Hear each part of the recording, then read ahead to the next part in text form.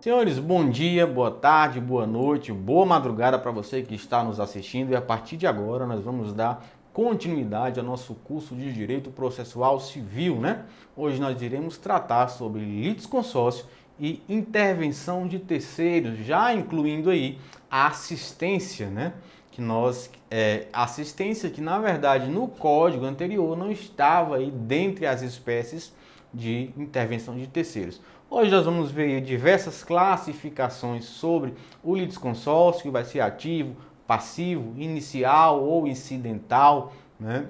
Bem como necessário e facultativo, bem como unitário e simples, né? Diversas classificações aí sobre o litisconsórcio, e nós iremos passar sobre cada uma delas. Se pudéssemos então, desde já, fazer um conceito do que é o litisconsórcio, vamos dizer que é uma pluralidade de pessoas em um processo. Nós vamos ver que essa pluralidade poderá acontecer no polo ativo, né, entre os autores, vários autores, ou então no polo passivo, vários réus. Então é um litisconsórcio, né? É um conflito de interesses qualificado por uma pretensão resistida, né, e o consórcio aí, várias pessoas, né? Então vamos comigo, vamos acompanhar lá na tela. Quando se tem várias pessoas em um polo do processo, configura-se o litisconsórcio ou lidiconsórcio, que é litigar em consórcio, litigar, né, com várias pessoas. O litisconsórcio é fenômeno processual em que mais de um sujeito atua em um dos polos da causa. Quanto ao polo em que ocorre, o litisconsórcio vai classificar no polo ativo, né, a autoria, e vai ser chamado litisconsórcio ativo. E se for essa pluralidade for no polo passivo, nós vamos chamar de litisconsórcio passivo, né? Então, aqui comigo na tela, perceba que já de cara nós vamos perceber essa classificação. Se essa pluralidade, né, de pessoas for no polo ativo, nós vamos ter, for de autores, né, nós teremos aí um litisconsórcio ativo. Se for no polo passivo, nós teremos aí um litisconsórcio passivo, né? Então, vamos lá, vamos acompanhar. Em relação ao momento, o litisconsórcio pode ser dividido em inicial, e ele vai ocorrer no momento da propositura da ação, e também será incidental, um incidente. Acontece durante o processo, no curso do processo, e igualmente são importantes outras duas classificações que nós iremos ver lá na frente. Então aqui comigo na tela, perceba que nós já fizemos uma primeira classificação, litisconsórcio ativo e passivo, e agora nós vamos ir para a segunda, que é um momento que vai adentrar essas partes, seja como autor, seja como réu. Se for já no início, nós teremos aí um litisconsórcio inicial. Se for posteriormente, nós teremos um litisconsórcio incidental. Então grave isso. Foi no início, litisconsórcio inicial. Foi posteriormente, litisconsórcio incidental. Vamos lá na tela. A classificação quanto ao relacionamento do litisconsórcio com o processo, ele será necessário quando obrigatório, né? Ou quando não obrigatório, será facultativo. O primeiro impõe-se pela lei, não pode ser dispensado nem por vontade das partes, ou em decorrência da unitariedade da decisão. Ou seja, quando a decisão tiver de ser idêntica a cada uma dos litisconsórcios. O segundo, que é o facultativo, dar-se-á por vontade das partes. Então aqui comigo, perceba que há mais uma classificação. Perceba que o litisconsórcio ele poderá ser necessário, e aí ele será obrigatório, né? Quando a lei assim exigir, ou então quando a decisão necessariamente vai ter que ser igual para os litisconsórcios. Se tem dois réus, se essa decisão for obrigatória para todos esses réus, nós estaremos aí diante de um litisconsórcio obrigatório. Sabe para quê, gente? Para preservar, porque senão o juiz ia dar uma decisão diferente para pessoas que se tratam do mesmo caso. Então nós vamos perceber, inclusive, quando esse litisconsórcio ele for obrigatório e não ocorrer a citação dessa pessoa que deveria fazer parte do processo, nós vamos ver que essa sentença ela será nula. Então nós temos mais uma classificação, litisconsórcio obrigatório, e essa obrigatoriedade ela vai decorrer da lei ou da questão controvertida dessa relação em que não poderá ocorrer uma decisão diferente, né? Nós vamos perceber que vai ser a mesma classificação lá do litisconsórcio unitário, mas lá vai ser quanto à decisão, né? Quanto à igualdade da decisão. O litisconsórcio facultativo é quando não há necessidade de citar essa pessoa para participar do processo. O litisconsórcio é isso, gente, quando há uma necessidade de, já na inicial, de ter 2 autores, ou já na própria inicial pedir a citação de 2 ou mais réus, né? Então vamos lá, vamos acompanhar. Em regra, portanto, o litisconsórcio ele é facultativo, ou seja, a lei ela não vai exigir como regra que haja mais de um autor ou mais de um réu, né? E quando isso não exigir, mas tiver mais de um autor ou mais de um réu, esse litisconsórcio ele vai ser facultativo. Agora, quando a lei exigir, né, aí vai ter que ocorrer esse litisconsórcio necessário. O necessário ocorrerá por força de lei ou em decorrência da unitariedade da decisão, né? A decisão ter de ser idêntica para cada um do litisconsórcio. Na classificação quanto à igualdade da decisão, aqui nós estamos falando mais de obrigatoriedade ou não, o litisconsórcio pode ser unitário, em que a decisão da causa deve ser idêntica para todos os litisconsortes, e não unitário, e vai ser classificado como simples, como está em negrito, em que a decisão da causa pode ser diferente para cada litisconsorte. Então aqui comigo na tela mais uma classificação agora quanto à igualdade da decisão. Se essa decisão, essa sentença, vamos assim, não ser de juiz, se ela tiver de ser igual para todos os litisconsortes, né, nós estaremos diante de um litisconsórcio unitário, porque a decisão vai ter que ser homogênea, igual para todos os litisconsortes. Agora, se não há essa exigência de que essa decisão ela seja igual, aí nós estaremos diante de um litisconsórcio simples, né, e não unitário. Vamos lá. Na classificação quanto à igualdade da decisão, já adiantei para vocês, o litisconsórcio pode ser unitário, em que a decisão da causa deve ser idêntica para todos os litisconsortes, e não unitário simples, em que a decisão da causa pode ser diferente para cada litisconsorte.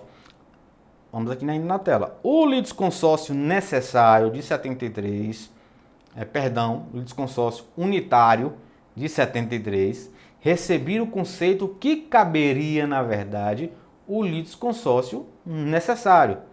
Unitário, como nós vimos, né, é no qual a sentença deve ser idêntica a todos os litigantes. Mas o artigo 47 do Código anterior descrevia o litisconsórcio necessário como aquele que, por disposição de lei ou pela natureza da relação jurídica, o juiz tiver de decidir a lide de modo uniforme para todas as partes, caso em que a eficácia da sentença dependerá da citação de todos os litisconsortes no processo. Percebam que é o exato conceito de litisconsórcio unitário. Então, comigo aqui na tela, perceba que o código anterior ele fazia essa complicação, né?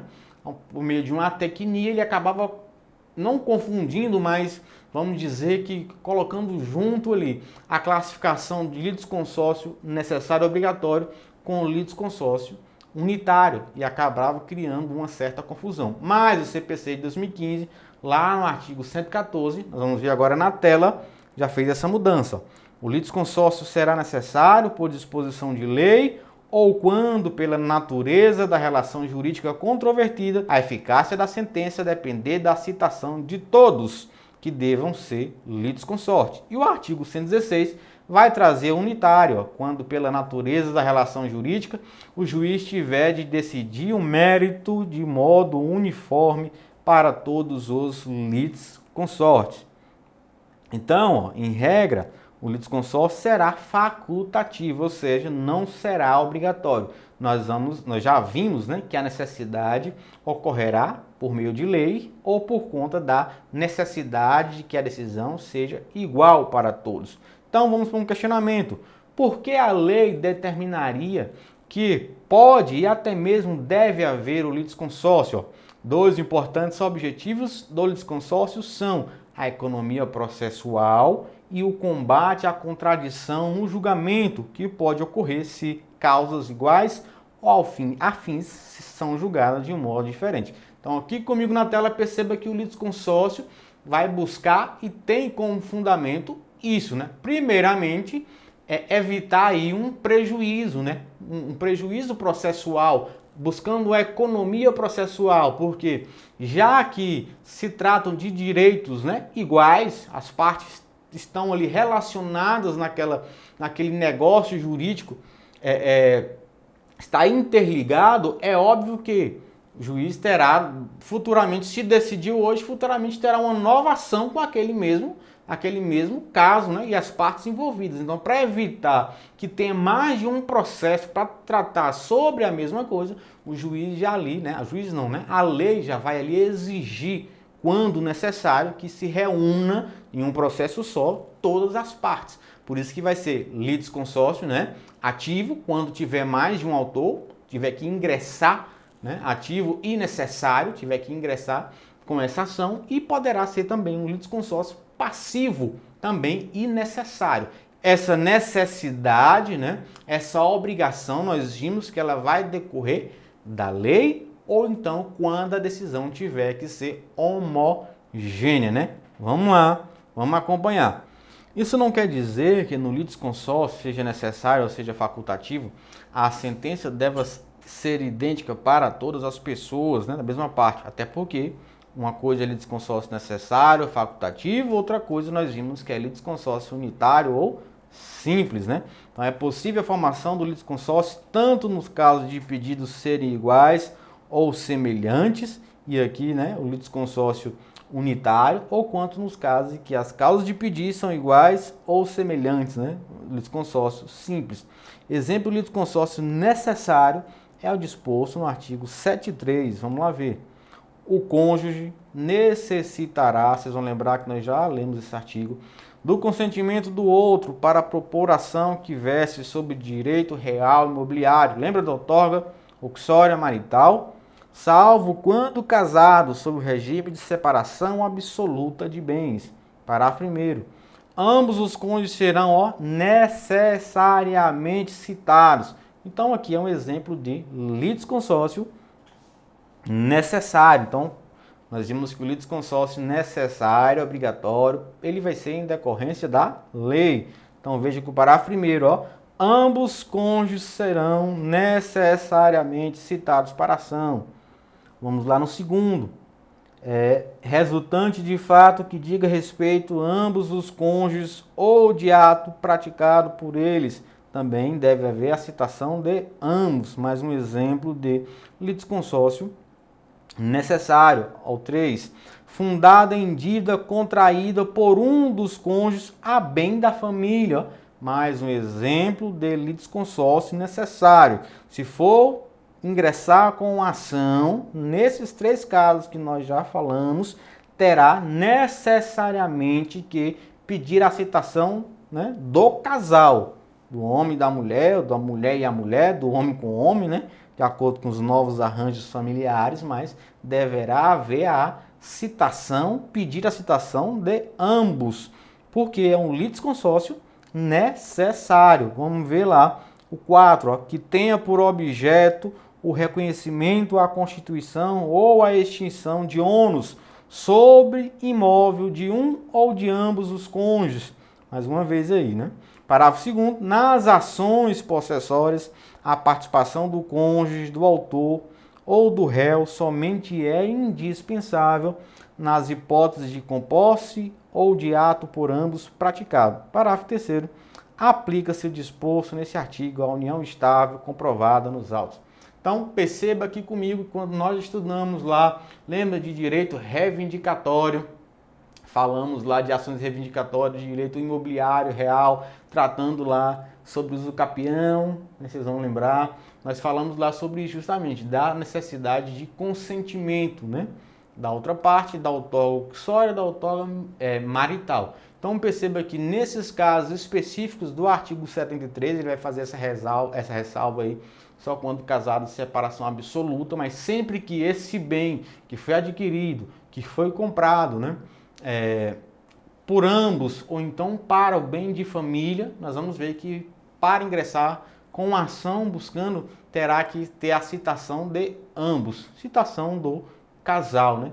Até lá embaixo, o parágrafo 3º vai equiparar já a união estável ao casamento quando comprovado nos autos. Então, esses aqui são exemplos, né, de litisconsórcio obrigatório necessário, né? A lei que exige, no artigo 73, a lei vai exigir que nesses casos haja a citação, né, do litisconsórcio, sob pena de gerar aí uma nulidade processual, porque nesse caso o litisconsórcio ele é necessário. Vamos lá. O artigo 113 vai dizer: duas ou mais pessoas podem litigar no mesmo processo em conjunto, né, litisconsórcio ativo, ou passivamente, litisconsórcio passivo, quando o juiz, parágrafo 1º, limitar o litisconsórcio facultativo quanto ao número de litigantes na fase de conhecimento, na liquidação de sentença ou na execução, quando este comprometer a rápida solução do litígio ou dificultar a defesa ou cumprimento de sentença. Então, a regra é que, gente, ó, no artigo 113, há essa possibilidade, né, dessa pluralidade de pessoas, seja no polo ativo, litisconsórcio ativo, seja no polo passivo, litisconsórcio passivo. Mas vimos que o litisconsórcio busca, né, essa economia processual, mas também busca que a decisão seja homogênea, né, para todos os participantes. Então, apesar de existir o instituto do litisconsórcio, dessa possibilidade, né, de vários autores, de vários réus, o juiz ele pode limitar esse número de autores, esse número de réus, para garantir aí uma rápida solução do processo. Se o juiz limitar nesse caso específico, não terá problema, cada um poderá entrar, né, com sua ação aí de forma individual, que não terá problema nenhum. Mas o juiz pode fazer sim essa limitação aí do número de autores ou então do número de réus, em que pese, né, nós temos já estudado aí que o litisconsórcio ele vai buscar essa união justamente para buscar uma economia processual ou então buscar evitar, né, uma decisão aí diferente para pessoas que estão ali litigando sobre o mesmo direito, né? Vamos lá. Então aqui nós vamos perceber também que lá o próprio código também, em que pese essa possibilidade e às vezes até uma exigência, né, de haver então esse litisconsórcio, essa pluralidade, o juiz ele também poderá restringir a quantidade, seja no polo passivo, quando se tratar de litisconsórcio, né, passivo, seja no polo ativo, quando se tratar de litisconsórcio passivo, o juiz ele poderá limitar com vistas aí a garantir, né, o bom andamento do processo, a celeridade processual. Porque se ele vê que essa quantidade de pessoas, né, vai tumultuar demais o processo, então ele vai limitar e aí cada um deverá ingressar aí com sua ação individual. É isso que nós vamos ver agora, vamos lá na tela, no artigo 113. Ó. Duas ou mais pessoas podem litigar no mesmo processo em conjunto ou ativamente, né, quando? Agora vai ter lá a exceção que a gente vai ver no parágrafo 1º. O juiz pode limitar o litisconsórcio facultativo quanto ao número de litigantes na fase de conhecimento, na liquidação de sentença ou na execução, quando este comprometer a rápida solução do litígio ou dificultar a defesa ou o cumprimento do processo. Eu acabei de falar para vocês. Ainda aqui, ó, a hipótese mencionada no dispositivo é possível para a modalidade de litisconsórcio facultativo. E novo CPC 2015, ao incluir as previsões de que sejam também limitadas os litigantes no momento da liquidação da sentença ou da execução da sentença. E aqui comigo na tela, como que é uma inovação, né, do próprio CPC 2015, porque às vezes o juiz até permite, poderá permitir esse litisconsórcio inicialmente, mas quando chegar na fase de liquidação de sentença e execução, por ter ali vários autores ou então vários réus, aí o juiz ele vai limitar, né? Porque senão vai demorar demais, vai acabar o processo se estendendo por muito tempo, ele limita e a partir dali, como já tem uma sentença, uma decisão final, cada um vai buscar a sua execução de maneira individual. Nesse caso, a doutrina vai chamar de litisconsórcio multidinário. Vamos lá na tela, ó. Fala-se nessas circunstâncias do famoso litisconsórcio multidinário, que pode ser descrito como litisconsórcio em que, em virtude do número excessivo de litisconsórcios, para evitar prejuízos à defesa processual e à agilidade do processo, pode ser dividido em outros processos. Na modalidade de litisconsórcio, o juiz não poderá prolotar decisão sem que tenha citados todos os litisconsórcios. Aqui comigo na tela são os efeitos, né? Nós falamos que lá no início o litisconsórcio pode ser facultativo e aí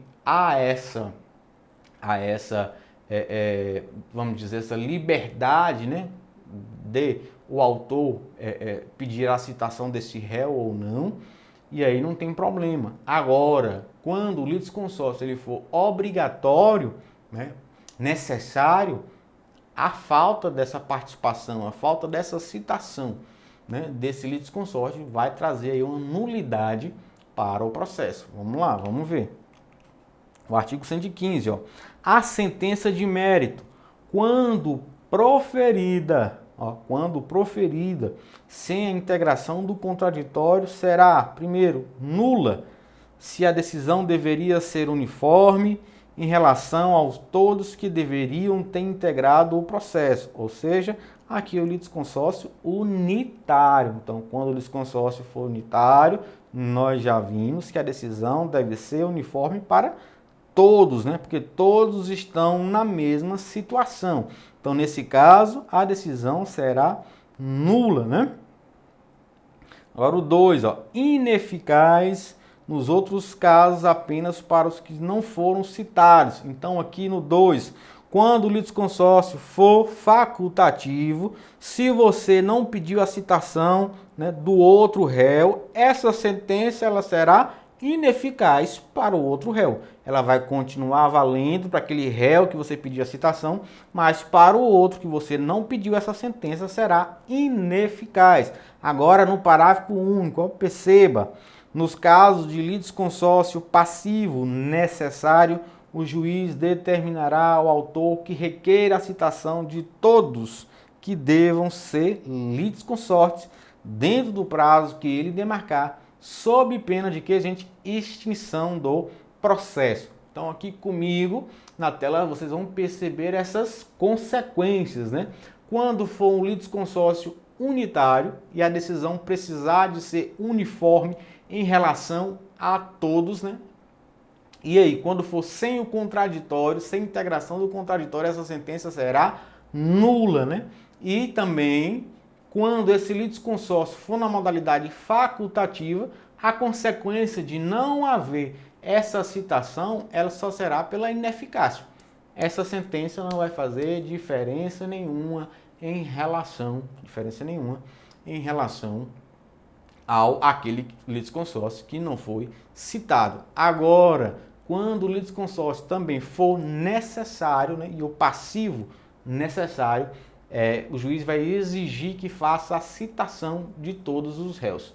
E aí, se isso não acontecer, se o autor não providenciar isso, né, dentro do prazo assinalado, o processo poderá ser extinto sem julgamento do mérito. Então, o artigo 115 ele vai trazer essas consequências, né? A nulidade, quando precisar de citação de todos os envolvidos para apresentar o contraditório, principalmente quando a decisão ela precisa de ser uniforme. Nós estamos falando aí de um litisconsórcio unitário obrigatório, né? Quando não for obrigatório, ele for apenas facultativo, o que vai acontecer? A sentença apenas será ineficaz em relação àqueles que não foram citados. E, por fim, quando o litisconsórcio ele for passivo, mas for necessário, se o autor não providenciar dentro do prazo fixado pelo juiz, né, a citação de todos esses litisconsórcios que são necessários, aí o processo poderá ser extinto, né, sem o julgamento do mérito. Vamos aqui na tela. Assim, a sentença será nula se o litisconsorte necessário não tiver sido provocado para atuar no processo, né? No caso em que tem uma decisão aí que não seja homogênea, nem participou do contraditório. Será ineficaz quando proferida em contexto de litisconsórcio necessário simples, é aquele litisconsórcio que a decisão não precisa ser homogênea, né? Em relação aos que não foram citados, e se houver requerimento para o número de litisconsortes seja limitado, haverá interrupção do prazo de resposta para que será, portanto, reiniciado. Importante destacar que a interrupção é do requerimento e não da admissibilidade.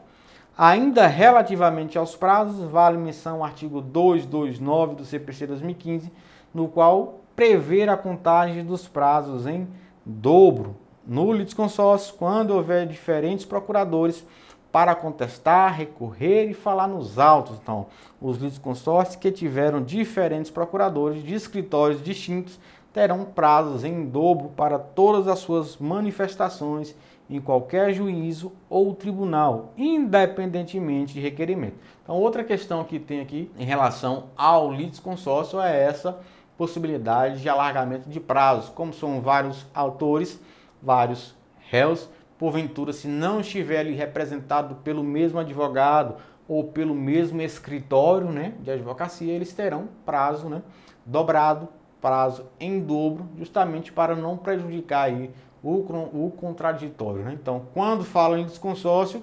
e aqui se tiver diferentes procuradores, né, diferentes advogados para contestar, por exemplo, então, nesse caso específico, vai ter que ser prazo em dobro, né? Lembrando que há uma exceção, que é quando se trata de processo eletrônico, que é a regra hoje, né? Os processos são eletrônicos, então não há mais aquela desculpinha de falar, fui pegar o processo que estava com prazo para mim, mas o advogado da outra parte estava com processo, né? Então não tem como mais ter essa desculpa. Então, hoje, como a maioria dos processos, eles são em autos eletrônicos, não há mais, né, praticamente aí não há esse prazo mais, não há mais esse prazo em dobro, né, para as partes. Então, aqui nós vamos finalizando esse primeiro bloco, finalizando então o litisconsórcio, e na próxima aula nós já iremos adentrar, né, de maneira aí na intervenção de terceiros, iniciando já com assistência. Então, até daqui a pouco.